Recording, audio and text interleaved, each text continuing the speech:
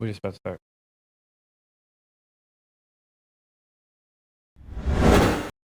What up? Oh, I don't know if we're live yet. All right, what up, cappers, gamblers, punters, hustlers, low baggers? It is Monday, October 29th, the beginning of a brand new week. You're watching the Loshak in the Bag Show. My name is Jimmy the Bag. I'm sitting, as always, beside the legend, Loshak. I would like to get this week started by sending out our love to low bagger Tom Gunn, Vegas Gunn. He is off to his comprehensive cancer center for his bi-weekly treatment. And I just want him to know where he is right now, that all low baggers stand beside you and are inspired by your strength. We love you, Tom Gunn. And we love your wife, Lily Gunn, as well. Also, I'd like to give a shout out to DJ Big Boss, who sent us another 2-0 video. Three of his 5 videos he sent us have been 2-0 videos. I took those 2 plays. I added in the over on game 4 of the World Series, which was a Dave LA play. Shout out to Dave LA, up $16,500 in the World Series and playoffs.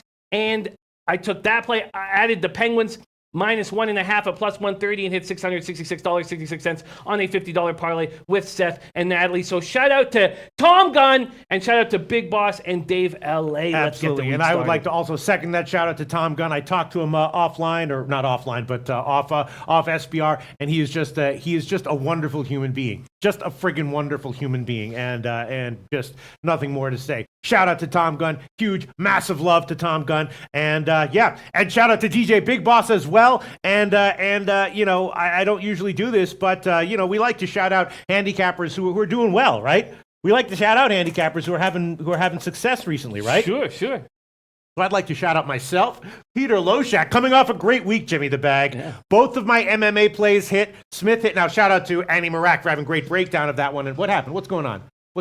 What happened? Just keep rolling. He What's says, going on? just keep rolling. Okay, all right. He says, just stay focused. The Smith won as an underdog. Now, I don't know if that was, the right percentage play. As we know, especially in MMA, anytime you win or lose as a big favorite or a big underdog, it doesn't necessarily mean that you were on the right side, but I'm happy that it did win. Sindarak, whatever the fuck, I can't even remember his friggin' name. Serkinov won. And in NHL, I've started tweeting out, and my tweets are killing it, and the show I'm killing it, and in general I had a great week, so I'd like to shout out Peter Loshak, that's me, having a successful week last week. After you gave me... Was that a good shout out? That was a great for shout myself? Out. That was a great shout out. But after you gave me the new information on your mustache, I can't take my eyes off of it. Yeah. I can't stop staring at it. Our most astute viewers might have already noticed that I did, against my will, get taken to a groomer this week, a.k.a. a barber shop. Oh, no. And they did make some changes. I don't know if you can see, but I'm just concerned that they made my appearance still ugly to women, but not funny anymore to guys. Obviously, the insanity of the mustache is what's funny. So if you take away the insanity, but you leave the mustache, that means guys won't be amused by it anymore, and women will find it unattractive still. It's like people don't understand what I'm doing here. You know what I'm saying? People don't understand there's a method behind the magic. It's all done for a purpose. You know what I'm saying? People just don't get it. So I'm worried that maybe people are noticing that something just seems different about me. It's same Peter, but just a little bit less funny. And I'm worried that that's what it is, that they're noticing subconsciously that I got my mustache groomed. Brent says, you look different today. Did you get your eyebrows done? Did he really say that? Yeah. Yes, they did. I did get my eyebrows done, and I didn't even notice that. Again, not intentionally. I was sitting there with a friggin' hot, I was with a hot fucking towel on my face. What was I supposed to do? Get up and start freaking out? They were throwing me in the loony bin. Lose your shit. Yeah. So I mean, these guys just don't fucking get it. People just do not get it. You know what I mean? Oh no. They're like, well, let's give you a look where you're still unattractive to women, but not funny to guys anymore. How about that? Because we're professionals. Oh no. Oh no! You think our ratings are going to take a dip, Jim? I think they're going to take a massive dip. I don't know what to do. Anyway, so if anyone's just like not quite as amused by my appearance for right now as they usually expect to be and can't quite put their finger on it, that's why I sincerely apologize. And I'm assuming that it should grow back relatively soon, right? Oh no! I hope so. I've heard that your hair grows very quickly. Yeah, yes, it is true. They did make my eyebrows neater as well. Unfucking real. I'd like to give a shout out to our man Capper John. Straight out of Soldier Field. He goes 5-0 in Beat the Prick. He goes 8-0 in the NFL weekly contest. Very nice. Capper John hitting big things. Shout out to Kobe Valentine. Greatest betting day in his life yesterday. 2 futures plus 700 plus 1300, 2 parlays plus 720, 114, 10 and 4 against the spread, 5 of them dog bets, money line or alternative line. Beautiful work. Walter Trotter in the house. Bookie smasher. Sean Watson has a hedging question that we will get into in the football segment. Red Girl in the house. Dave L.A. off that giant. See, what isn't that great about Dave L.A.? He has this giant run. Okay, oh, great. We're getting a message. We're getting a message. Move a little to the left. All right, Jim's going to move a little to the left. I bet you he's going to say, no, to the right, to the right. See? A little bit to the left. No, he means to the right. Little bit to the right. Okay, okay, yeah, I'm ready to get to work. We have as you guys know who have been on me for a while, Eddie Oilers saying nice call on the blue armor Jimmy. Still messed that up though by taking Bombers first half. But thank you, Eddie Oiler. I'm looking forward to the CFL playoffs. We've had a pretty good year in CFL. Mr. Goxer says lady friend changing Mr. Peters. Yeah, she's not even a lady friend. She's just, it's like, I thought to myself, all right, we'll just see how this turns out. Nutflush Allen says, did they put cucumbers on your eyes? I don't know what they did. I had my eyes closed. I was just, when I was committed, I was pot committed. I was like, all right, I agreed to do this. I'm in the chair. I got the hot, wet, damp towel on my face. Well, I'm not going to cause a riot now. And so I just went ahead with it. What I'm doing right now is trying to figure out exactly what my record was for last week because I want to brag on it a little bit. I know I nailed everything. Well, we will get into handicapping in a second. I want another shout out to Freeman Laverne. He's Mickey Cohen on Twitter. I follow Mickey Cohen. He puts out his picks out every day. Great capper. Follow my man Mickey Cohen on Twitter. Coming off a great weekend. Seems like everybody had a pretty big weekend, man. I love seeing that. A not-applicable saying Ottawa on the CFL, a good pick. I was very impressed. They stayed off that game. Eddie Oilers saying great day yesterday except for the 49ers. God, that was just heartbreaking. But, man, can you believe it was that close to 3 straight weeks of parlays? Yeah. God so damn you were one. What was? You lost the over. Yeah, and that was an interception at the 1 yard line that caused that. Oh man, and that was a 6.5 to 1 to 1 shot, Jim. Plus 6. I feel like we're rolling, but Miss J says, Pete Loshak, you look vibrant today. Okay, that's nice. That's neither attractive nor funny. I'm going for one of those. But all right, so let me see. I'm trying to. Oh, and Yai says Mr. Peters looks good and it's frightening. By the way, congratulations on Michigan State. Good man, Yai. Thank you very much. Yeah, that was I did stick my ground to that one. I had my reasons for it, and the most important thing, it's easy to stick your ground when you know the reasons for the other side. You know what I mean? Sure. When you don't know the reasons for the other side, a lot of times in handicapping, think about that. When you don't know the reasons for the other side, it can be a lot harder to stick your ground. Doesn't mean you're wrong. With the Michigan State game, obviously I knew why some people were liking Purdue so much. You know what I mean? What's so funny? Just some funny comments coming in. Scotty Rock Forever saying Cardinals, bro. That was heartbreaking. One thing, as you guys know, this week to me, although I care very much about all the sports, to me, this week is all about the Breeders' Cup. And I will be putting almost all of my attention to the Breeders' Cup. I've been given the green light not to show up at some of these shows. I don't know whether I'm going to take that. But I want you guys to know that my focus will be pretty much solely on the Breeders' Cup. I will be here at the office till at least midnight every single night. We plan on shooting Championship Friday, which is the future stars. It's all the 2-year-old races on Tuesday after Loshak in the bag. I expect that to happen. We plan on shooting Championship Saturday after Wednesday's show of Loshak in the bag. And that's going to be, Freddie Fortune's going to be staying with me, and he better be ready to stay till 1 or 2 in the morning because it's going to take a long time for us to put that together. So that's what I'm going to be on, focusing mostly on this weekend. So Pete's going to have to handle the heavy lifting in the sports. But I know you can. Yeah. When is the Breeders' Cup this weekend? Friday and Saturday. Oh, so which days are you going to be off? I'm probably not going to be off any days, but I've been given the green, and I'll still be in the office, so why wouldn't I just sit beside you and read out comments? I understand. You know? All right, sorry, I was trying to figure out what my record was for this past week, but I will. But again, I had a great week in NHL, and I'm going to hopefully be able to continue that. Nailed both of my MMA picks. And nailed and did well in college football as well. Passed on NFL. All right, so let's see. Blue Witch says, Pete, it's that time again. Write this down. Manchester City money line. Lock it in. -1 for better. Thank you very much, Lou. I am copying and pasting. And pasting. Damn, no, seriously. Okay, go ahead. Our man Jim Tobleson, season ticket holder for the Buffalo Bills, says, guys, going to be tailgating with Bills Mafia for the late show. I will try to get my crew to tune in with me. Oh, wouldn't that be cool? But going to need a ton of Labatt Blue to be able to make it through this slaughter. I'm very curious what people think. I'm already on the under, but I haven't made a play on the games, and very curious what people are thinking for that game, whether they think it will be a slaughter. Excuse me. Elio Rodriguez here. Salty Dog also says, will you be doing a Breeders' Cup video? Yes, I will. Yes, I will. All right, so look, I'm just. Oh God.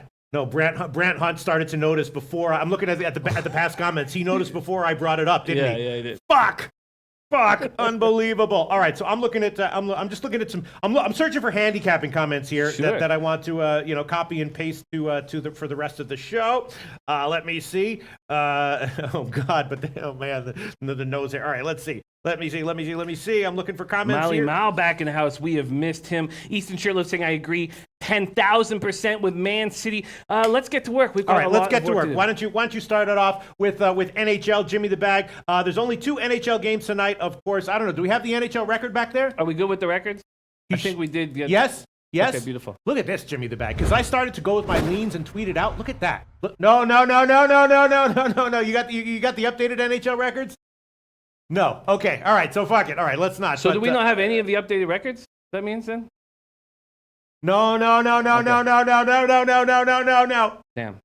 He's saying no. That was updated. No, that's not updated. Okay, it's okay. That's okay. That's okay. Let's keep it. Let's not let this show go in the tubes right now because this. Anyway, yeah, I'm close to 20 units, and part of the reason is because I'm pushing ahead with my leans. Right, I'm tweeting out things that I like. I wound up remember Carolina and San Jose. Yeah. Last minute, I decided to tweet out Carolina money line as an official play, and that one cashed. You know what I mean? And everyone was talking me off of the Carolina team total over. That's the other thing. On Friday, gave out 2 birthday picks. Both of them hit. Yes, it Two did, birthday pick winners on Friday. All right. Tonight in the NHL, I did take a no-brainer shot with Toronto. I know Austin Matthews is out, but that's why the line is so low. Calgary's very fadeable right now. I know you're looking to fade Toronto in general as an inflated favorite at home, but is tonight the spot? I don't know. I took Toronto -1. What do you think, Jim? I like that play. Mm-hmm. I like that play. Remember last year when Austin Matthews went out, Toronto won 5 straight and then started getting pummeled. Mm-hmm. And this year it's a bit different because they have Johnny T still there, not still there, but there. So they have a number 1 line center, but then they don't have Nylander. So it's a little different. But in saying all that, I am a little uncomfortable. I do want to watch them run without Austin Matthews. I am going to stay off this game. I am on the fade the Vancouver Canucks train. Brought me in it was the final play on my $666 parlay, and then it was also I had $125 on it at plus 130. So it was about an $800 helpful score out of that Canucks. I'm going to keep doing that. But here I'm going to stay off of it. Flames are 12th goals per game, 3.3, 22nd goals allowed, 3.5, 21st power play, and 27th penalty killing, bad special teams. Leafs 3rd in goals per game, 19th goals allowed, 2nd power play, which will slow down without Matthews, 12th in penalty killing.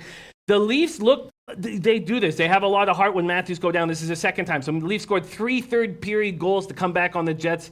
Austin Matthews now will be on injured reserve for a minimum of 4 weeks. Last year, they went 11-7-2 when he missed 20 games. Remember, though, with that, they started out 5-0, and then they really, then they were under 500 record-wise. Kadri will be reunited with Marner and Marleau. That's a good-looking line. I'm not saying they're not going to desperately miss Matthews. He's one of the best players in the NHL. But Calgary, on the first game of a back-to-back, were completely embarrassed by the Penguins, came back a bit against the Capitals. They are a healthy squad. I'm curious to see what other people... Christopher Michael says, Jimmy, I recommend you stay off the entire NHL season. Christopher Michael, let's put some money down, heads up. Let's on put NHL. some money down. In the meantime, everyone is liking this Man City play. People are just coming in on it. Everyone liking this Man City play. And Mally Mal is liking Sixers -11. We will talk about that one in a little bit. Everyone, what's going on? What's going on? More going on? notes. All right. More all notes. right. But let's focus. No. It's uploading. uploading. Okay. It's all right. uploading Okay. again. So maybe we'll have the NHL record in a second. The updated NHL record. So everyone is liking Man City. We'll talk about that. Although Eddie Oilers says that the football game ruined the field. And Kobe Valentine also not liking Toronto here at that line. I'm interested. You think Matthews makes that big of a difference, huh? I mean, they got a whole other deep team, right? Don't they? Or not really? Well, now you take out Matthews and Nylander. Mm-hmm. That's a lot to take out of a lineup. But of course, you're adding Johnny Tavares. Yeah, we saw them excel early in the year. The longer he's out, the more it will probably hurt them. If I had to make a play, I would trust what happened last year when Matthews went out, how they wanted to show that they were deeper than that. Yeah.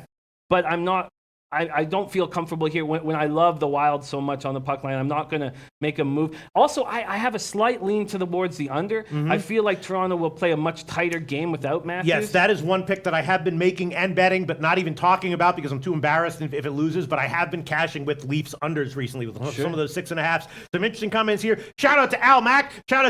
Says Leafs should crush Calgary. The lineup's going to be wide open. Marner, Kadri, Marleau are a killer top line. And Kobe Valentine says the Leafs don't need Austin to win games. We got Tavares. But Kobe Valentine's still not liking the Leafs here at the line. And Allison, do you mind if I personally address a female commenter? I'd love that. Allison says, all in caps, thanks for Fresno State first half, Pete. Allison, you're welcome. Is that how a person with a groomed mustache tips?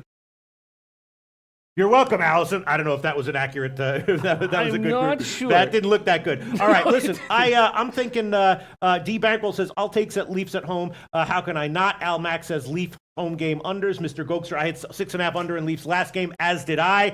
And not Apples says Calgary goaltending is crap. Yes, not Apple and Tavares will lead the team tonight. I don't get it. I'm a little bit surprised that you guys aren't liking Toronto, and I would have thought that everyone would be on Toronto, and that maybe it would be a play that everyone was attracted to that wasn't as good as it looked. I'm loving Toronto. I'm surprised so many people are on Toronto, and I respect the handicapping. But Calgary's pretty much a very vulnerable team, aren't they, Jim? I like Calgary. You do? I think Calgary is a good hockey team.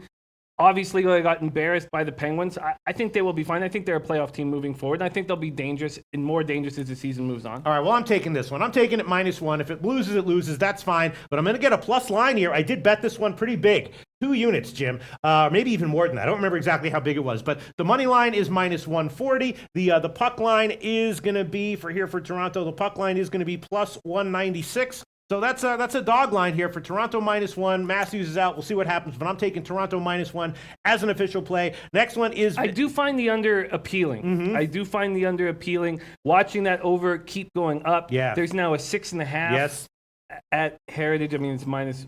Or what is, sorry? -115. Nothing crazy. Oh, give me that right now. You sure? Yeah. Well, we might even be. I'm going to quickly check Pinnacle because I'm realizing that if we have split lines like that, sometimes just buying the extra point at Pinnacle can be an even better line than what the market is offering somewhere else. Hold on a second. 422. Okay, there we go. And let me see what Pinnacle has. Yeah, it's up to 6.5 -115 at Heritage, and maybe even better line at Pinnacle. Tell us why you like the under, because I've actually been on Toronto unders recently, but I didn't even know why. Mostly just gut plays, and they've been right. Why Toronto has such an explosive offense, such a deep team? Why would you be liking unders with them in general, Jim? Why would one? I don't think I like them in general. I think there's certain spots where 6.5 just seems that we'll hit over 50% going under. It's a lot to ask for 7 goals. But I also think that with Matthews out of the lineup, that they'll tighten up the ship. If instead of getting 23 minutes, or no, let's say instead of getting, I guess because it's 5-on-5, instead of getting 15 or 16 minutes of Matthews on that Marleau line, instead putting Kadri on that line, you're going to get tons more defense whenever that situation's on the ice. I feel like it's a nice spot. I really do. I feel like by getting Kadri's such a great defensive forward. He's a very valuable piece to this Leafs team. And if they do go on a big run through the playoffs, he will be so important. He will have to be the guy. Him and Marleau will have to be the guy on guys like Crosby and guys like that Backstrom line and stuff like that. So, yes, I think that not having Matthews on the ice and substituting him with Kadri will create a much more defensive situation. Mr. Gokster is taking the over at 6. I can understand doing that. Eddie Euler took the under at 6. I don't think this is a slam dunk. Al Mack saying unders at home in general because a lot of teams coming to Toronto are playing in front of the big lights and in front of the national spotlight. You got guys with a lot more nerves. I think that's part of the truth. I also think that when you play the Leafs, you know you have to be tight defensively. You know that they're going to pounce on mistakes. Yeah, definitely. Al Mack says Leafs road overs and Leafs home unders. All right, so I've taken Leafs -1. What do you want to do here, if anything? I want under 6.5. All right, -115 is what we'll give you. Calgary, Toronto, under 6.5, -115. Again, this is a play that I've been cashing with. Just haven't had the balls to even talk about it in shows, let alone give it as a lean or as an official pick. Let's move on to the next game, which is the Minnesota game, and this was another one where I can't remember if what I did with the last Minnesota game, but I bet it a bunch of different ways, and I think I gave it officially. I don't remember, but I got to be leaning under again here, right? Minnesota at Vancouver. What do you think about this one? Is that just an obvious no-brainer play, or is it a trap to take the under here? It's definitely not a trap. What is the total? What's Just the 5.5. 5.5 at -105. It's not a trap. These Canucks are going to start losing. And they have Pettersson back and Bozer back. So one thing is, we've seen this with star young forwards before. They get smashed after a very hot start, and it takes them a while to get rolling again. And sadly, it looks like that will happen. I'm sure Pettersson will get rolling. Brock Bozer is back as well, but now they've lost Berchi. Jay Beakel's still on the IR, so both those guys are on the IR. Anders Nilsson has joined them on the IR. I don't think that's that big of a deal. Alex Edler is a huge deal. He's so underrated. This guy is such a good defenseman. He's out 3 to 6 weeks with an MCL sprain. Now Chris Tanev day-to-day with a hip injury. He may be back in the lineup tonight. Mr. Gokster says under 5.5 already hit it, Pete. Yeah. And not applicable under for sure. Might be a shootout game. I don't think this is a shootout game. I think the Canucks will continue to lose by more than a goal for the time being. And the fact that they had such a good start to the season gives us value here. Just like the Pens beat them 5-0, I'm on this spot here, -1.5. Wild are playing very good hockey. Now, this is the first game of a back-to-back, but they're rolling. They've won 5 straight, outscored their opponent 17-9. Granlund riding a 7-game point streak. His teammates are rolling. I believe in this Wild team. When they were getting completely outshot early in the season, I couldn't understand what was going on. They have fixed that. Absolutely says, yes, no, Edler will hurt the Canucks bad. It will hurt them very bad. He's such an underrated defenseman. He's a great defenseman. Gate Paskey says, yeah, Jimmy, I also think the Canucks' regression has officially started, and fading right now is very sharp. I agree. I think it's time to make money off of this. Bookie Smatcher, Wild has a great penalty kill. Wild is 6th in the league at 86.4%. Their power play's not rolling. And the Canucks actually have a pretty good penalty kill. Green is a good coach, and he was good on the penalty kill. A lot of the NHLers who become coaches, their coaching style usually you'll show what they were good at, and Green was a good penalty killer. I'm going to take the Wild -1.5, and I'm going to get a score here. They got to show what they were good at. Jimmy the Bag, what's your take on the under here? If with the defenseman out for Vancouver, maybe the under isn't a great bet. What about the Vancouver team total under? That is a much better bet, I think, than think the so? under. Yeah. Definitely. All right, so what do you want here, Jim? I want Wild -1.5. Plus 190 is the line that we're going to give you there. And Al Mac says I'm going to throw units on Leafs Flames first period under 1.5 at plus money. Wow. That's a good sign. What? That's a good sign for my under if he likes a 1.5 under. Yeah, and Miss J letting us know that Giannis is ruled out. We'll talk about that when we get into the NBA segment. Kobe Valentine likes parlay, Toronto money line, Minnesota money line, and Bookie Smasher says Wild -1.5 is a good play, Jimmy, which makes me think that maybe I'm careful about taking team total unders with home teams because they have last change, and so they can switch up things if they need to do well offensively. Is that what is the team total? I mean, I'm sure it'd be 2.5 -110, something standard like that. I want to jump on it. You think so? I think it's I might not make a move right now, but I do feel like that's the play. But isn't it true that if teams are struggling offensively in the early part of the game because they have last change, they can make adjustments that they can't make on the road? They'll be able to put Bozer and Pettersson in offensive face-off situations, and that can be a big benefit. And that is a big benefit. Yes. But still, you're comfortable taking team total unders with teams at home sometimes. If it's not juiced too heavily, I want it right now. 2.5 -111 for Vancouver. Yeah, I'll take it right now. You want that one? All right, Vancouver team total under 2.5 -111. Wow, you really don't think they're going to be able to score here? No, Dubnyk is a great goalie. 1.96 goals against average, 945 save percentage. On the road as well? This team has got so much depth. Yeah, Dubnyk is a veteran goalie you can trust in all situations. This Wild team has got so much depth and size, and that's what the Canucks are going to see. They're going to see like a well-fueled machine. And Eddie Oiler leaning Wild 4-2. I would much rather have the Canucks team total under 2.5 than the full game under, but I would lean to the full game under. All right, well, we're going to give you 2.5 -110, actually, which is the current line at Heritage, 2.5 -110. And I guess I would be leaning first period under, full game under, and not sure I'd want to take Minnesota here, although I definitely trust you, Jimmy the Bag. All right, that's it for 2 NHL games. We can move on. I might add some other plays on this Vancouver game. Again, I'd be leaning under 6, buying up to 6, and I'd be leaning first period under as well. And what about the Calgary? One final. Non-playable says I keep hearing Besser. It is Besser. My fault. I'm so used to calling him Boser. It is Besser. It's pretty. There've been issues about how it's pronounced. You're absolutely. It is Besser.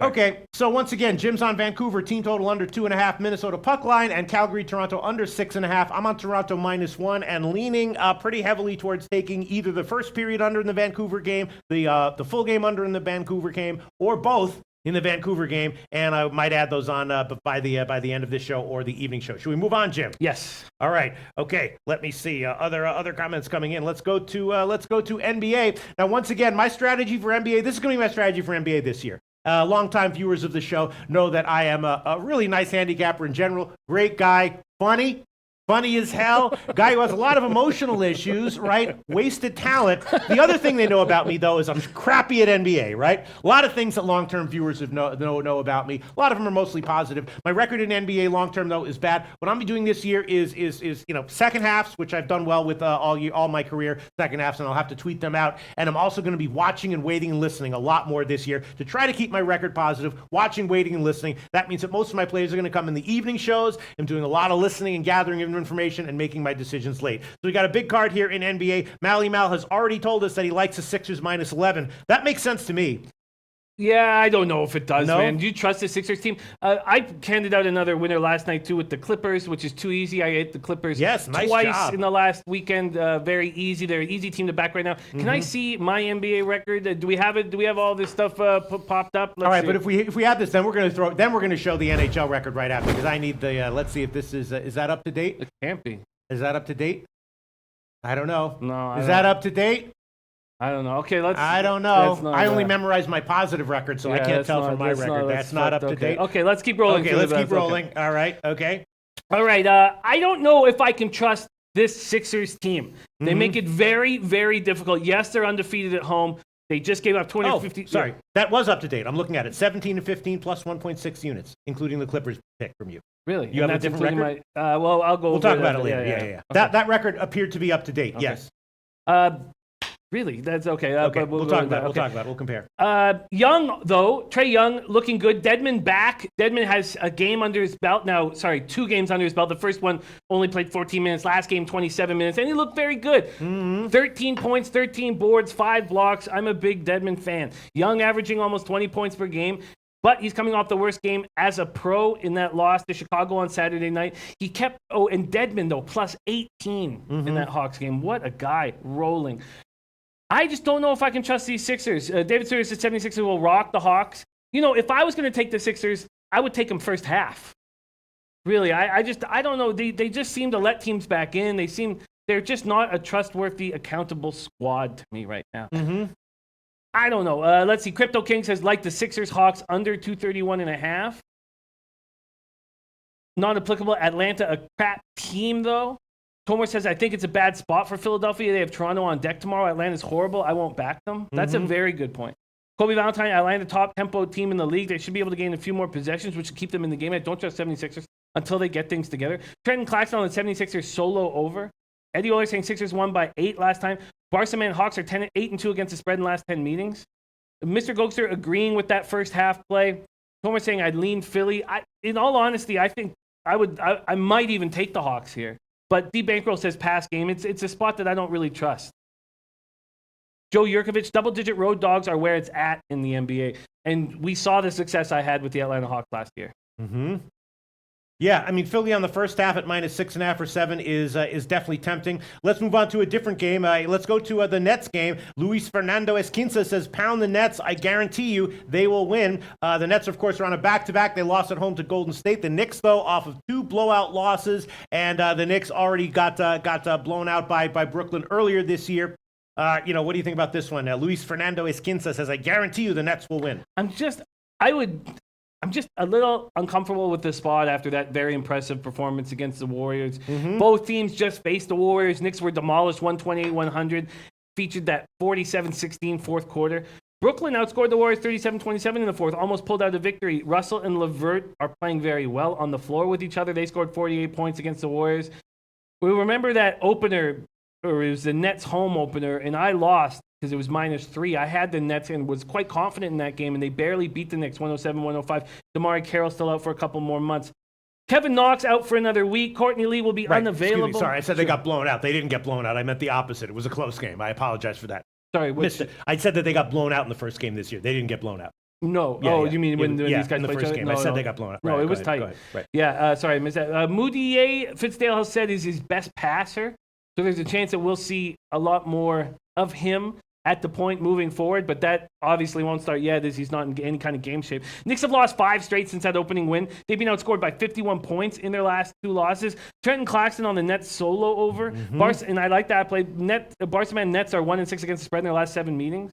I like the Nets here, but it's hard to not think this is a letdown spot after they played the Warriors so well. And King Rail says Nets money line is the play. So some people coming in liking the Nets here. They're a better team than the Knicks. There's no doubt about Right. it. You could say they're quite a bit better than them. Dive Man saying they both suck. Excuse me. Theodore McIntosh, I would hate to bet on the little brother in a series like this. What is the spread at right now? Just +2, hasn't moved yet. My sense is, looking at this one, listening to the comments, the Nets might be the play. I might jump on that in the evening show. Barcaman G11 says Nets are 0-5 ATS in the last 5 innings. That's interesting for sure. Yeah, we know that the Nets have struggled for whatever reason against the Knicks. I don't know if that will continue. This Knicks team looks just awful. And there you go, Mr. Gokster. Knicks get smashed. Another opinion coming in on the Nets.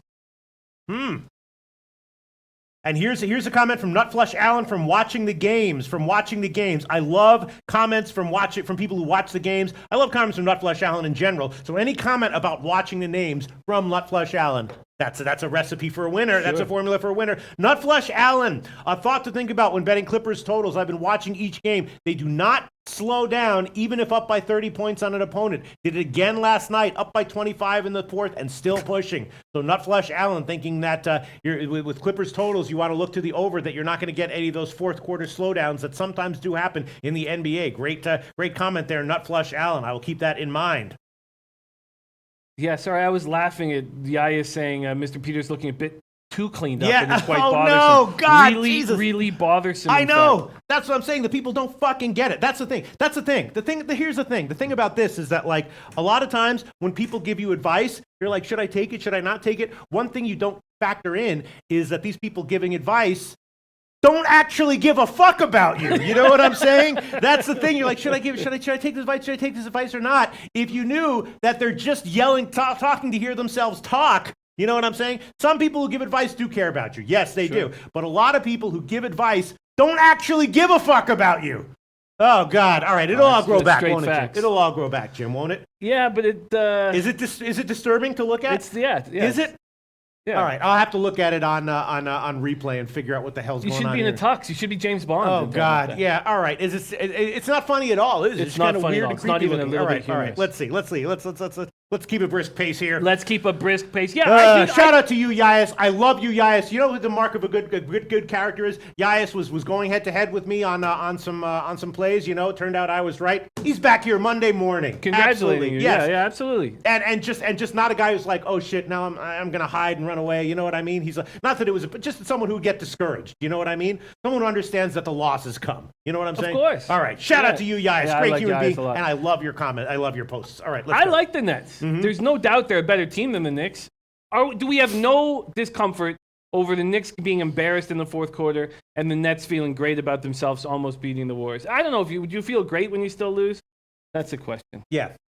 That's a question. Okay, we'll keep rolling. I do think the Nets are the play. Has there been any movement? No, not really. David Stewart saying they go over tonight. Has there been any movement in the total? Yeah, total has gotten bet down, although that might be a head fake. Another total is the Golden State-Chicago game. I did take the under on that one. I thought that one might be a little bit high, and I did take the under. We know that the Bulls focused on defense in their last game and had success with it, and Golden State has played some lower-scoring games this year. It opened at 230.5. It's now down to 228. What do you think, under in the Golden State-Chicago game? It's tough. It's still tough for me to figure out the Bulls' pace. Now, Deep Bankroll's going to go make some eggs, so it's good to know that he's getting his vitamins. And Misanthropic Nihilist says, add some hair extensions to your mustache. We will get into that stuff. I find the Bulls are a confusing team right now. Mm-hmm. I can't put a finger on their pace with all the injuries. And it's always going to be confusing because they're going to get a bunch of these guys back. Warriors have won 4 straight, opened the year 6-7. They withstood a late surge by Brooklyn. Curry and Durant are playing so well together. So well. They put up 69.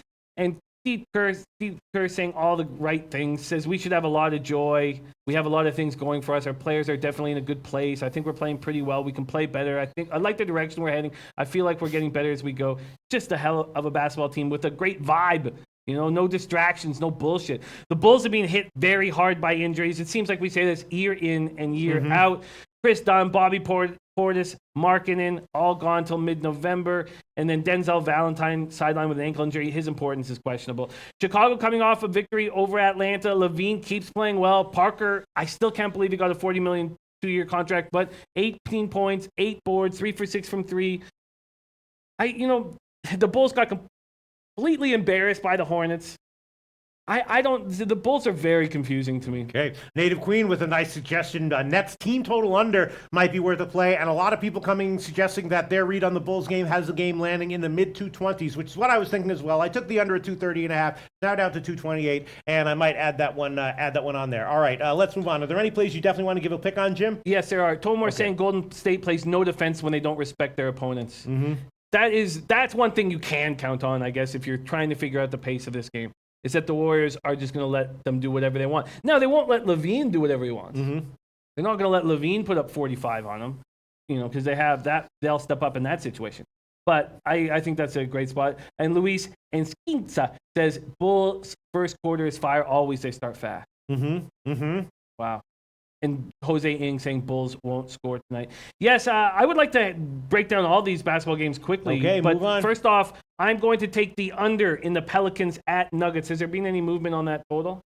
The under in Pelicans at Nuggets. Yeah. I don't know. I'm just looking at the first half total from Brooklyn and the Knicks, and I'm just not exactly sure why the total is so low. But okay, for which one? For the Pelicans? At Nuggets. At yes. Nuggets, yes, down to 214. It's up, open to 217 and oh no, sorry, the Pelicans at Nuggets, 231. It's down 1 point, open to 232.5, now down to 231. Okay, I would like the under in Pelicans at Okay, tell Nuggets. us why. New Orleans dropped first game of the season. We know why. Anthony Davis sprained elbow.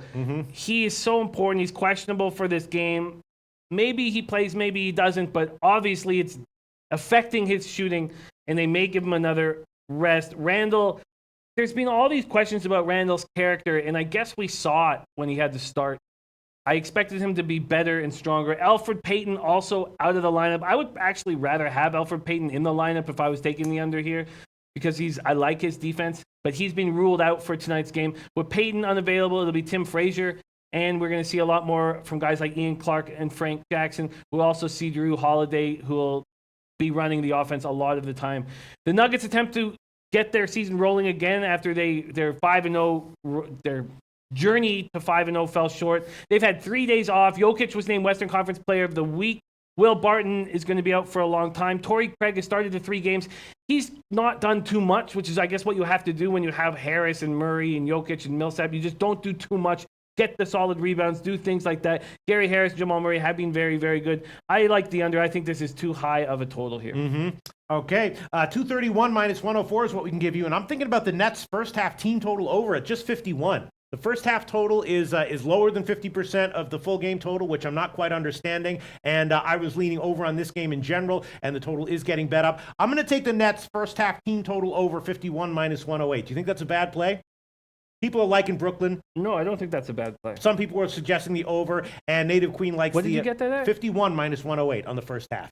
Team total over. Yeah, I'm going to take that one. First half team total over 51 minus 108. And Jim has added New Orleans. Low. Yeah, New Orleans, Denver under 231 minus 104. That is the current line at Pinnacle. All right, let's move on. How about the Lakers in Minnesota? Super high total, 230 up to 240, 241 at Heritage. Wow. This one might come down. I was thinking maybe a sneaky under here. At a certain point, these totals exploding towards 300 are going to be good plays on the under. I know Lakers don't play defense. What's the deal with the Lakers in Minnesota in general?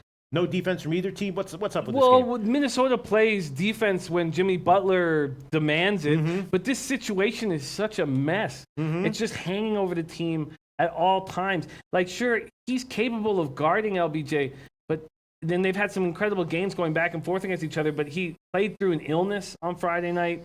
He's had Saturday and Sunday to regroup, but he's just – the Rockets have offered 4 first-round picks for him. the value of a very late first-round pick will always be debated. That's why they didn't grab it right away. I mean, there's not a lot of value in those late first-round picks anymore. Butler finished 4 points, 2 for 11 shooting. Wiggins was unavailable again. Karl Anthony Towns continues to play hide and seek in the paint. You never know if he's going to be competing for rebounds. He's shooting 42.9% from the field. He's shooting better from three than he is from the field. That's unacceptable. Allowing the team to make him take these deep two-pointers is unacceptable. And I don't know how Thibodeau doesn't open hand slap him in the face when he comes over to the bench. Lakers are coming off a 110-106 loss at San Antonio. They were up 88-87 with 2:32 left in the third. Took care of business. The Spurs took care of business easily. This Lakers team can't play defense at all. And when their offense goes away like it does against the Spurs, I mean, they went 6 for 24 for the last 14 and a half minutes of that game. Brandon Ingram returns from suspension. Lonzo Ball looks like he's going to keep his starting job. That opening night lineup, another problem with the defense is that that opening night lineup played 26 together for 26 minutes so far. So they have no role going. Jose Ng on Lakers money line. Eddie Oilers says numbers point to a Lakers win. King Rail wants nothing to do with it. Says fuck LA in Minnesota. Mr. Gokster says also took LA first quarter, first half. Wow. Shout out to Big Dick Donnie just dropping in to say what up, low baggers. Big Dick Donnie Shout out to joining Big us. Dick Donnie. Red Girl, Minnesota, and the full game under. With Minnesota playing, you think that the under's in play, but you can never trust this Lakers team to play any defense. Native Queen, LA Lakers all day. Sam Estrada, Lakers win and the under. Not Apple. LA, Minnesota feels like a trap game. I was thinking about the under in that one. Now that it's up to 240, is this game really going to be what people are thinking?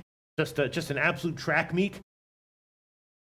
It's the fact that this Jimmy Butler cloud is hanging over them is the big problem. You just don't know what the situation is. You can't get a real read of the situation. If Butler is out there demanding accountability and not hanging his teammates out to dry in the press and before the season started, then yes, I would definitely jump on the under here. But this is a team floundering. This is a team that doesn't have an identity. This is a team that wants Butler out, but it's not getting a decent offer for him. And would you be leaning Lakers here then? I don't try. It's funny. So the Spurs on the Saturday were part of that parlay. I remember when it was 88-77, I was like, watch this Spurs team. If they don't, watch this Lakers team. If they don't score, they can't get any stops, and the Spurs will easily take control of this game. The Lakers just can't play defense even if they want to, is what you're saying. That's what I'm saying. And now with Brandon Ingram back, I see Luis saying that I don't know if Jimmy Butler's playing all he's got. All they've got is him. It's just such a mess. Yeah, I would take the under. I would definitely take the line under. has moved strongly in the Lakers' favor. What's up with that? Big line move in the favor of the Lakers. Well, you have Andrew Wiggins, who may or may not be playing with an injury. You have a team that's a complete mess. A complete and total mess. They had to get rid of Butler, and they should have done it by any means necessary. And now they're in a terrible spot with them. Eddie Oilers says Wolves under 3 in a row. Nighthawk says Wiggins don't care. There's more not to like with the Wolves than the Lake Show. I agree with that. Troy V's talking about how bad that field is in that Man City game. Yes. I want a little bit more time, but I certainly, if this was the Timberwolves who weren't hating each other and look at what the hell is Karl Anthony Towns doing? All right, I might take this back in the afternoon show if I decide that it's the wrong side, even if it moves, maybe especially if it moves against me. But I'm going to take the under now. 241 minus 110 at Heritage. I'm going to take the under 241 minus 110 in Lakers at Minnesota. Leaning Minnesota team total under as well at 119.5 or so. And that's it for now.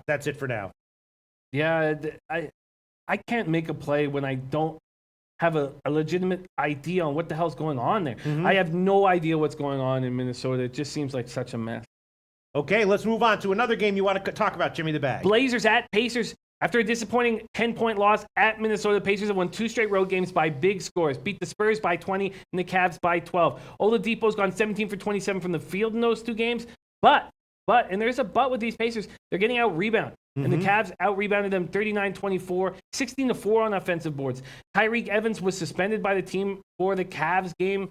He was late to practice. Pacers are a healthy squad. Portland in the middle of a 4-game road trip. Lillard has gotten hot, put up 42 points in that game, averaging 33.8 points per game. The problem is that with Harkless's knee injury, it's Layman and Turner splitting his minutes, and they're just not very good.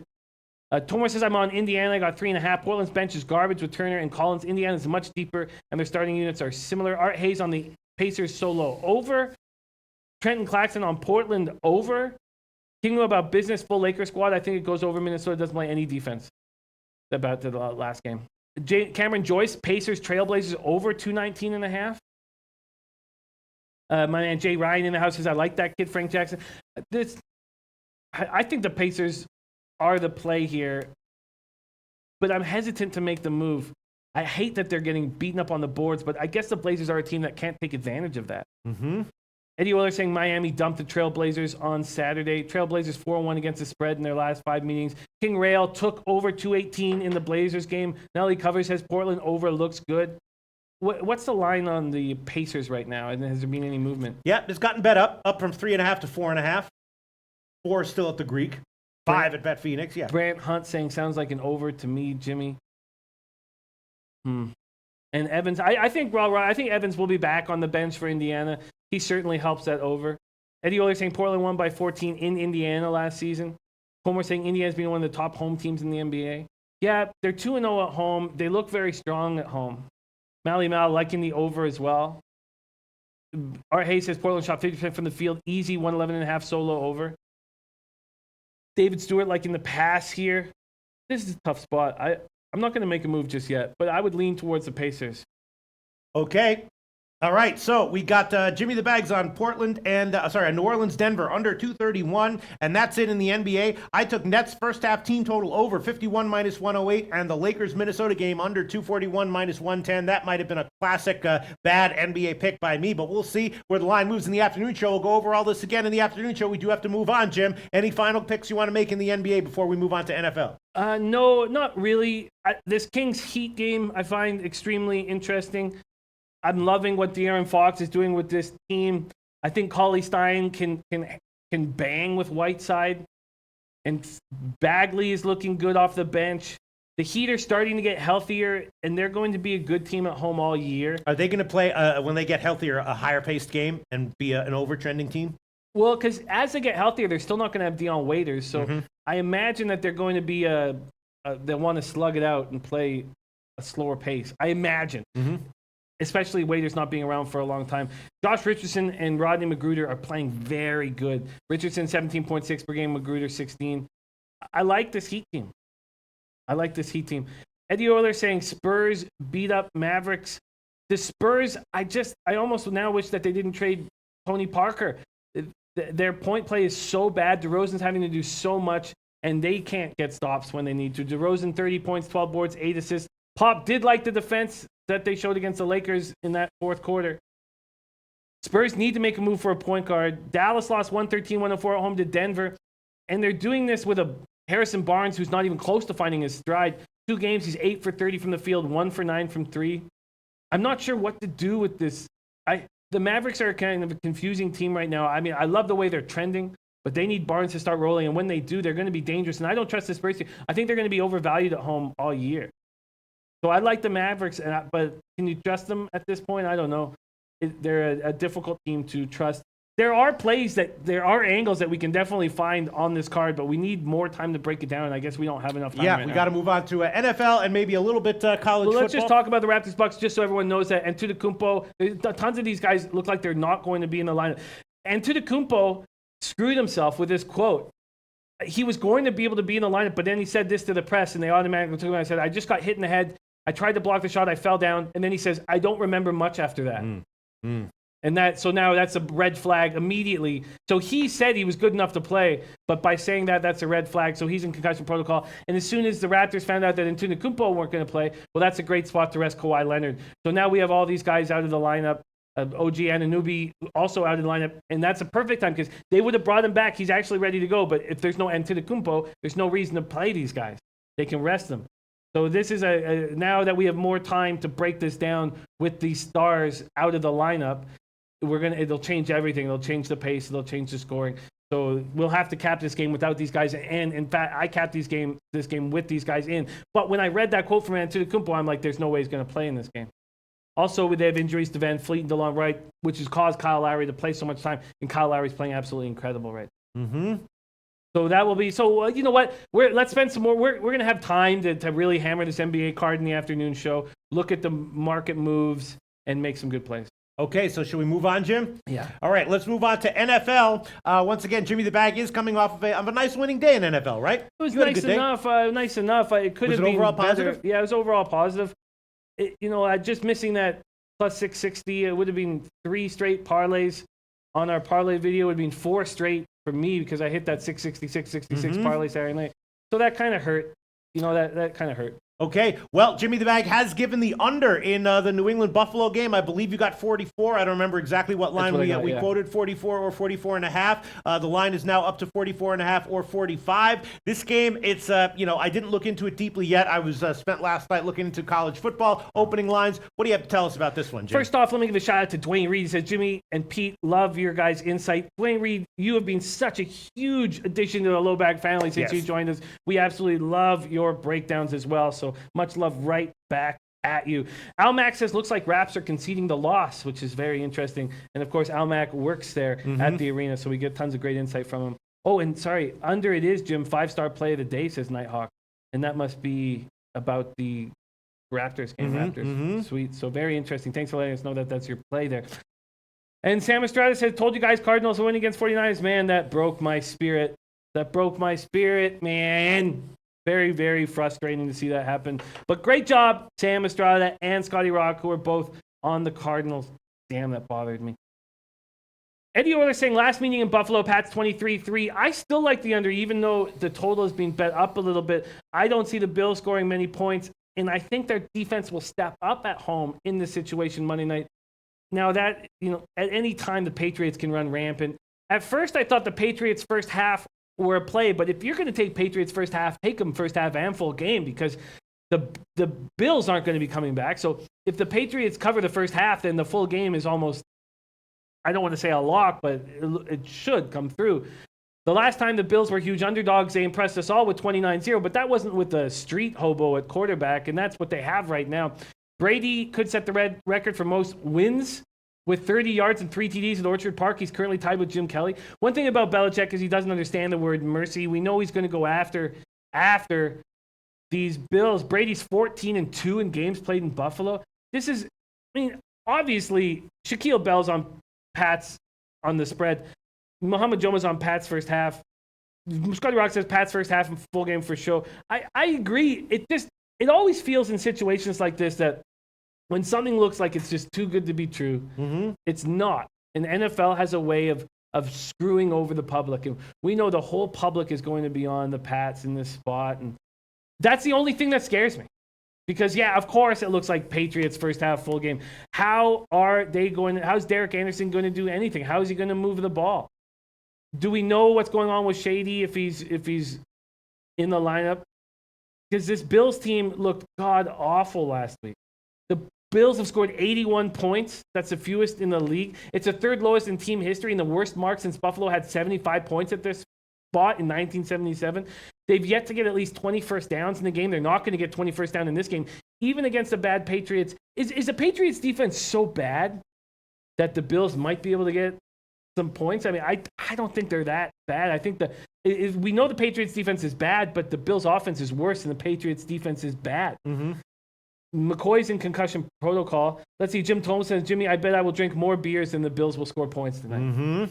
I love Jim Thomas. Yeah, a lot of people liking the Pats here, and the Pats have been a little bit different when it comes to public plays. The public is all over the Pats every week, going back many years. Not always is that a bad situation. A lot of times the books there have been years when the Pats have been just a great ATS. The public has been all over them, and the public has cashed with the Pats. And people are suggesting that tonight. King Rail took Pats first half and full game. Everyone on here is on the Pats. I actually haven't seen anyone say they're on the Bills. No, and we didn't at all throughout our whole. But we have a final score from, where was it? It was a nice final score from D Bankroll, 28-14. Okay, but a lot of people also liking a high-scoring game. Lou Chase Fox, 44-17. Jim Tobleson, game going to be around 45-10. A lot of people expecting a higher scoring game from the Pats. Eddie Euler says the Pats should really be about -18. Grant Hunt saying, I watched Eric Anderson a lot at Carolina. He's a step up from the shit show Buffalo's been putting out at quarterback. He would be if he hadn't been not in the league for a long time. That's the problem.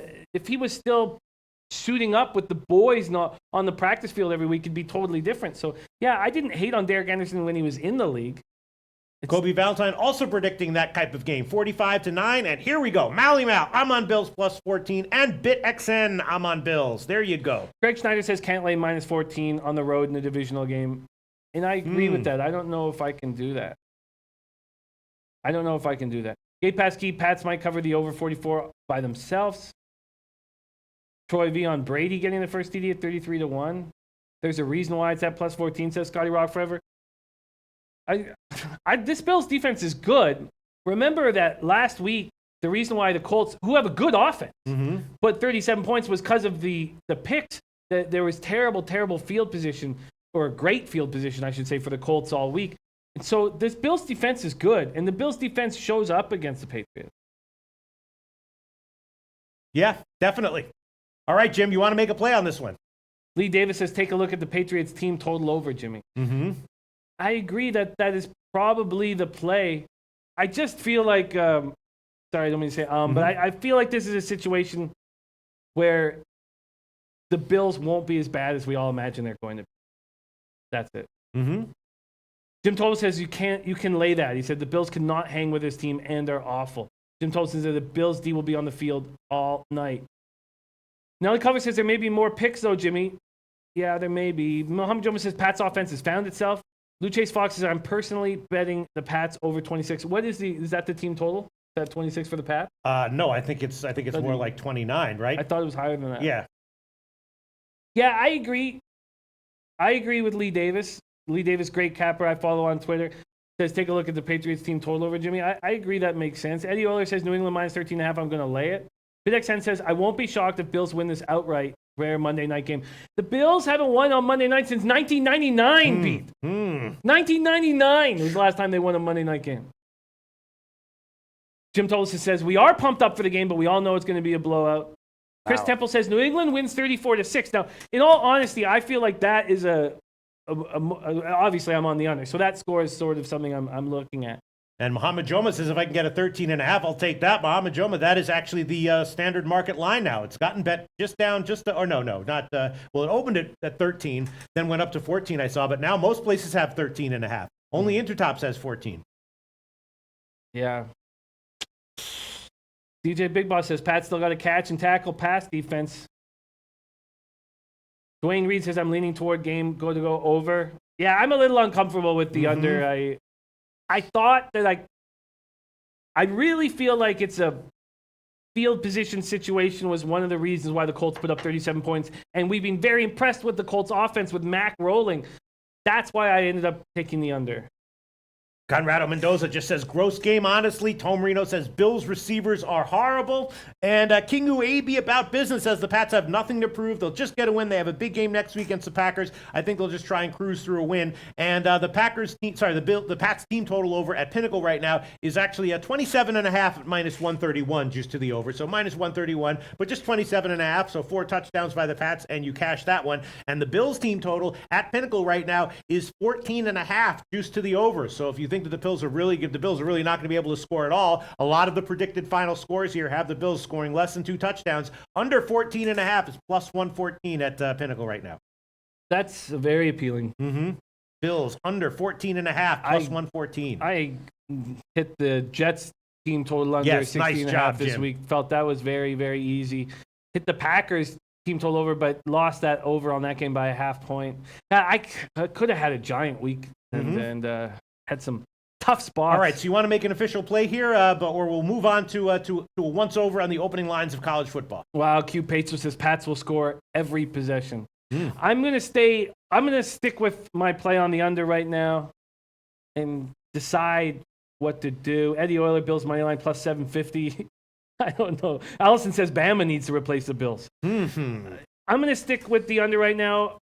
I'm very concerned. If I was going to make a play, I think I would that the team total under 14.5 does sound like the most appealing at this point. Al Hard says I like that under with you, Jimmy. I've not heard a lot of people backing that, so nice to hear that, Al Hard. Okay, well, we will take a look at this a lot more in the evening show. Hopefully, we'll have some commenters giving us some player props for this game, which might have some good value. Especially Bill Buttlicker. Yes, Bill Buttlicker. This guy's on fire. And Jimmy the Bag, I don't know what you're going to. Oh, BJ Big Boss over 44 might be the play. I don't know what you're planning on doing this afternoon, Jimmy the Bag, but take a once over some of those player props. You might find some really nice value. I can tell you what I'll be doing. It's a Breeders' Cup nonstop. Okay. So, I'm going to leave a lot of that to you guys this week. Okay, so let's quickly move on to college football. Let's quickly move on to some of the opening lines. There is one opening line that I bet, and I will just admit it right now, and we'll see how it turns out. If it winds up losing, it loses, but I did take a shot with Louisville plus 38 against Clemson. Louisville plus 38 against Clemson. Obviously, Clemson is a monster of a team, but I'm just not sure that they're going to be that motivated after the big Florida State win. Obviously, Clemson is awesome, but Louisville will probably be able to put up a little bit of points here, a little bit of points there, and maybe stay within 40. Louisville has had some games, this year where they hung within. I forgot who they hung with. They hung with another Alabama. Yeah, they hung you did. I forgot about that. Sorry. Okay. So sorry to interrupt. But Chris Temple did say that. He said it on Friday. Do you remember? He said Minnesota Wild over Vancouver Canucks on Monday night is a huge play for him. And I remember him saying that. You're absolutely right, Chris Temple. I'm on it with you, my man. Let's get it. Okay, Teddy B, love Bama. One of my favorite plays so far this year. Lay it with Saban coming off a bye week. Yeah, Bama's giving, I saw an opener of 14. I don't know if it's 14 and a half, I believe. Really? Yeah. Okay, well, I think it's moved a little bit in LSU's favor. We'll see where this one closes. That one makes me nervous. I'm probably going to wind up passing on that one. I would be leaning Alabama, but I'm not sure what I think about it. Tom Marino says, I've backed LSU nearly every week, but I think Bama destroys them here. LSU's defensive player is out, and Burrow has been good, but LSU doesn't play well from behind. All right, so anyway, I did take a shot with Louisville plus 38 against Louisville Clemson. Play. I mean, it's just one of these, the spread is in the stratosphere. It has gotten bet down just a teeny bit. There's still 38 at the Greek. Some 37.5s are available. And you know what? I will. What the hell? I'll add that one on right now. I did bet it. If it loses, it loses. But the Greek still has minus 110 at 38. So I'll use that one. The Greek line plus 38 minus 110. I did bet that one when it opened. A lot of lines that I think I'm going to watch and wait this week. A lot of lines that I'm a little bit confused by. The Purdue-Iowa game is obviously very interesting. I had Michigan State last week to beat Purdue. I'm sorry, Michigan State last week to beat Purdue. Now I'm thinking maybe Purdue would be the play here as the home favorite. They've gotten bet up from 2.5 to 3. So I was thinking that, just kicking it around in my mind. I'm thinking maybe about West Virginia early against Texas. Not exactly sure what I think about that one either, but thinking about that one. And TCU, I stayed off TCU last week. TCU has been horrible week in and week out against the spread. But I was thinking that this might be a week where finally they get the cover. They do have a new quarterback in, and I think they're getting some decent results. Kansas State on the road here might be a down spot for Kansas State, and I was thinking about taking TCU minus 8, although I did take TCU earlier in the year and got mostly burned by doing that, and I've stopped doing that, but I'm thinking about it. I didn't bet it yet, but I'm thinking about taking TCU minus 8. Other games that I'm thinking about. Wow, Kappa John is a great comment. The teams that are over 20-point favorites from week 10 till the end of the season are running at a 70% clip to impress the BCS committee. Yes. Yeah. That's a great comment, yeah. Yeah. And I was thinking about Tennessee as a 20.5 or 21-point favorite over Charlotte. Tennessee, of course, is at a down year. Now there's a team that they should be able to steamroll. So I was thinking about Tennessee maybe laying those points, although I'm not sure if Tennessee is a program that's just a mess. And you don't want to lay points with them pretty much in any situation, even against bad teams. But I was thinking about laying the points with Tennessee minus 20.5. Now that they're going up against a team that they can absolutely steamroll at home if they want to, or if they're just a train wreck and throwing in the towel in the season, then maybe not. But that's what I was thinking about. Grant Hunt is backing your TCU pick. Says I like that pick. Says K-State's having a horrible year. Yeah. I hear you. I feel you. That's what I was thinking. Other plays that I'm looking at, I was thinking about San Diego State has been a bad play against the spread recently, although their yardage numbers are not bad. And I did take a shot with New Mexico at plus 11. It's now down to a 10 or 10.5. That's kind of a weird game, but I took a shot with New Mexico as a home dog there. I might give that one as an official play here. Let me see what the other what are some of the other. Army Air Force is very interesting. I'll be interested to see what that total is when it comes out, but I'm probably going to be leaning under when the Army Air Force total comes out. Let's see other games that are interesting here. And Wake Forest as a home dog to Syracuse. I'm thinking maybe Wake Forest as a home dog might have some value. I have to look into that a little bit further. Syracuse is a very impressive team, of course, but Wake Forest coming off a big win as well. And I'm not totally sure that Wake Forest should be a dog here. I'll look into a little bit more, but that's the way I'm leaning. So I'm definitely leaning Wake Forest as a home dog. Thinking about taking the under in Air Force Army as soon as it comes out, depending on how low it is, but thinking about taking Air Force Army on the under as soon as it comes out, and that line might get bet down immediately, so I'm going to be watching for the opening line to come out. Other plays that Louisville, that's an official play, plus 38. Go ahead. Couple plays from Dwayne Reed. He's on South Carolina. San Jose State plus 12.5. Liberty plus 3, Michigan State minus 3, Syracuse minus 4. Am I doing these lines right? Yeah. Okay. UL Lafayette, Louisiana Lafayette plus 7.5, and Marshall Arthur Meade Jr.'s on Virginia Tech plus the points over Boston College. Boise State under. Over with BYU, and his final place Penn State under.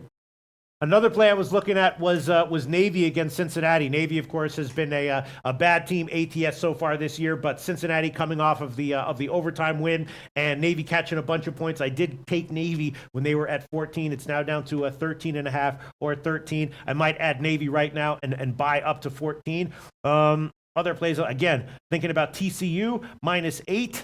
I like the Louisville play. I agree that they're not going to bother running up the scoreboard, and if Louisville can get into the low double digits, then I don't know. Al Mack also loving that spot. Which one? The Louisville spot, reminding us that Georgia Southern, they couldn't cover the 31.5 off Georgia Southern, although we've been very impressed with Georgia Southern. Bama Nation cleaned up this weekend. $8,000 cash big on Utah team total. Gave you all that winner. Hope you all bet it. Great job, Bama Nation. Capper John on Ohio State minus 20.5 at home against Nebraska. Might be a homecoming. Got to find that out. I'm going to jump on the Louisville plus 38. I don't think we'll be able to get that later in the week. All right, Louisville plus 38 minus 110. That's the current line at the Greek. And I will also add on Navy, but I'm going to buy to 14. I'm going to add Navy plus 14, and that's going to be minus 115. Navy, Allison likes that. Says Navy covers. Yeah.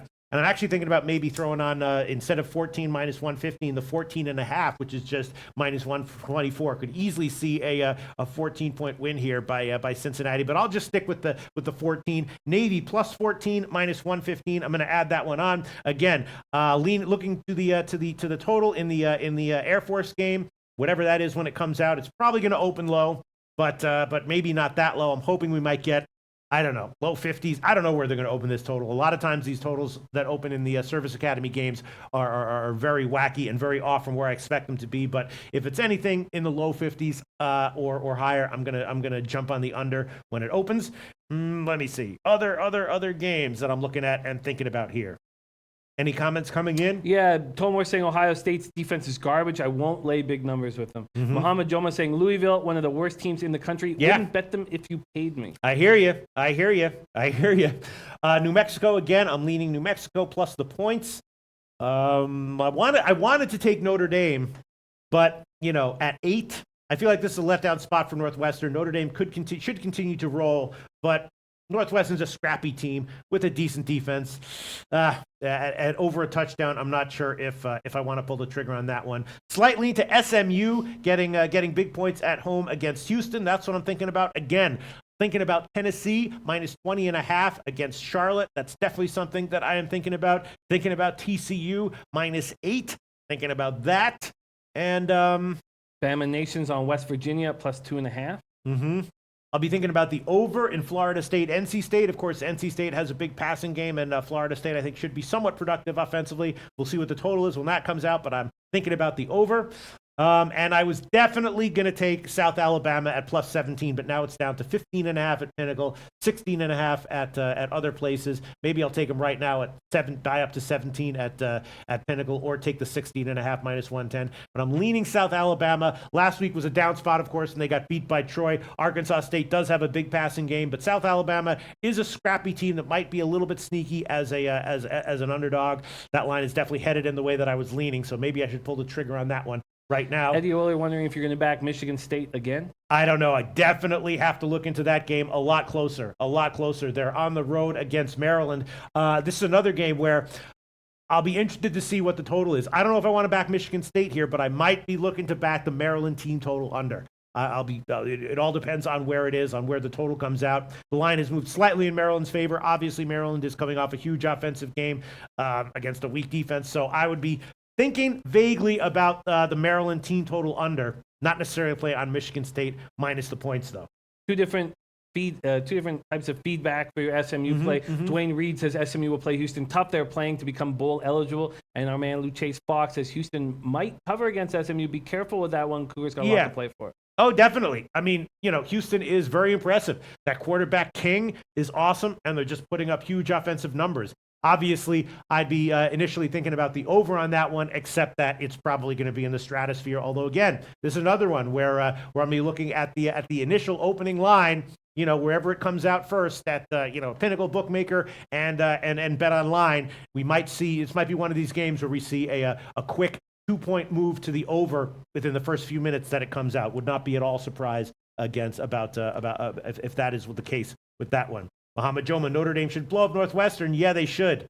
Tom Marino, think it's a good spot for Notre Dame. Night game on primetime. Northwestern has 0 running game. Northwestern has overrated wins against Michigan State and Wisconsin. Yes, I was leaning Notre Dame for sure. Just not sure if I wanted to lay more than a touchdown on the road against a scrappy team that is, at a big talent disadvantage, but still nevertheless a scrappy team.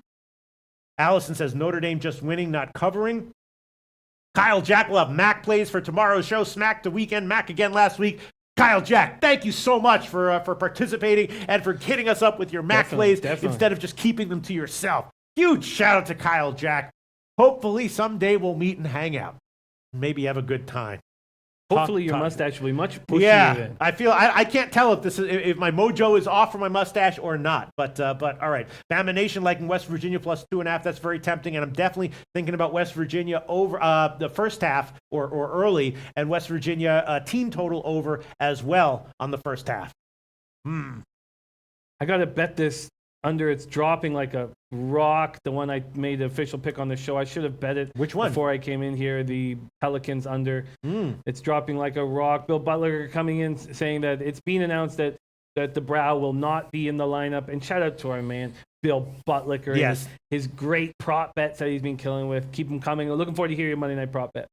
Joey Crawford says, anyone else thinking Maple Leafs line is short? Even with Matthews out, I was thinking minus 150, 160 range. Well, if you think that the game should really be in the 150 or 160 range, it still has a little bit of value because I took it and it's down at minus 140 right now. The money line is down at minus 140. Chris Temple saying the Leafs will absolutely crush Calgary tonight. Calgary's a bad team now. And DJ Big Boss might take Northwestern plus 8. And we know that that's a man who loves his Irish. Yes. And shout out DJ Big Boss. I hit a big parlay this weekend by grabbing your 2 football plays. So thank you, my friend. When we go out next time, drinks are on me. Yes. And Dwayne Reed says this Northwestern team is stubborn. Yes. I'm not exactly sure what the word for it is. Challenged when it comes to talent, for sure. But stubborn, scrappy, all those words. Wow. And Dwayne Reed makes a good point. And DJ Big Boss worried about Notre Dame this week. That's a team that he follows very closely. Has given us some winners in games involving Notre Dame. And he is worried about Notre Dame this week. Hasn't made it official yet, but says might take Northwestern at plus 8. Yeah, very exciting card. Lots of work to do. All right, that's it. We could talk about this forever, but we'll leave it at that right now, and we'll be back at 6 o'clock Eastern time for the evening show. Thanks so much, everyone.